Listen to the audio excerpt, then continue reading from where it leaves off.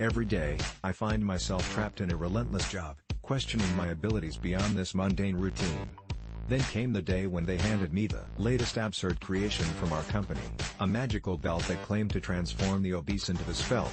I knew these gimmicks hardly lasted a week, but I had to hawk them anyway. My sales territory? The outskirts of the city, with a map so big it might as well have been written in invisible ink. After a journey through a landscape that could double for a horror movie set, I finally arrived at my destination.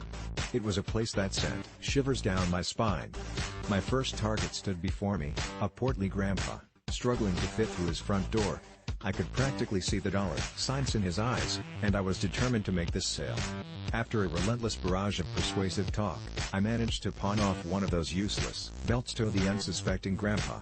He disappeared into his home, leaving me with nothing but a reflection of myself in his mirror, a reflection of doubt. But I couldn't dwell on that.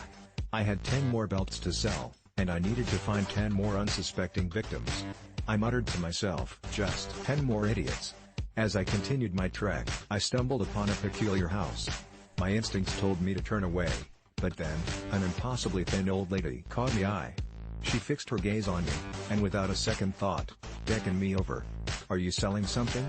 she asked, her handshake mirroring that of the grandpa's, as if they were part of some secret club. Without demanding a demonstration, she purchased the product. 2 sales in, feedback, I was elated. I soon found another target and, in a whirlwind of persuasion, sold a belt. This rhythm continued until I had no more belts left. It was a small victory, but I reveled in it. Selling all the belts in one day felt like a miracle. I turned to leave but discovered the street I entered from was closed off. Panic began to creep in as I retraced my steps through the neighborhood. That's when I noticed them, people dressed exactly like me, scattered all around. It was a bizarre and unsettling sight.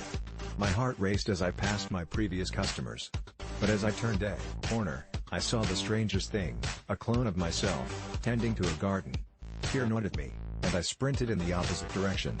Yet, at every turn, another me appeared, one reading a book, another sipping tea, and yet another sitting in a chair. They encircled me, laughter echoing in a chorus that sent chills down my spine. Slowly, they merged into a grotesque, towering version of myself, closing in. As they consumed me, my vision blurred. Through the haze, I saw a signboard that read, "Doppelganger's Cult."